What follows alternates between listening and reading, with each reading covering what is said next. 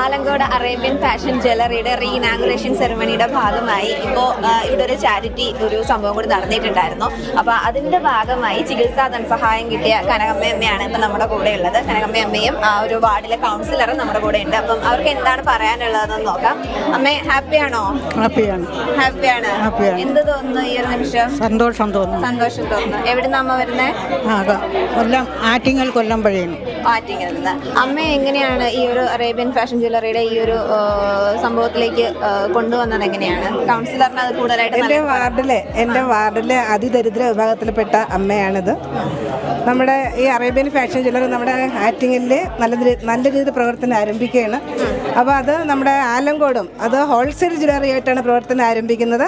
അതിന് എല്ലാവിധ ഭാവങ്ങളും നേരുന്നു. തുടർന്ന് ഇപ്രകാരമുള്ള കാരുണ്യ പ്രവർത്തനങ്ങൾ ഈ ജ്വല്ലറിയുടെ ഭാഗത്തു നിന്ന് ഉണ്ടാകട്ടെ എന്ന് ആശംസിക്കുന്നു.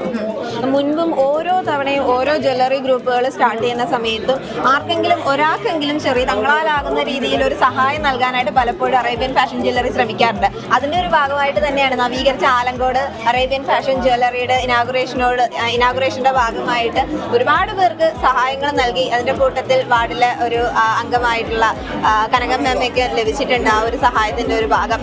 അപ്പോൾ എന്താ ഈ ഒരു അവസരത്തിൽ പറയാനായിട്ടുള്ളത്? എനിക്കേറെ സന്തോഷവും അതുപോലെ തന്നെ അഭിമാനവും തോന്നുന്നു. തീർച്ചയായിട്ടും ഒരു നല്ല പ്രവർത്തനം തന്നെയാണ്, കാരുണ്യ പ്രവർത്തനം തന്നെയാണ്. അതിൽ ഞാൻ അവരോട് എൻ്റെ നന്ദിയും കടപ്പാടും അറിയിക്കുകയാണ്. Arabian Signature Boutique, Alamkot and Pothankot, your complete lightweight destination.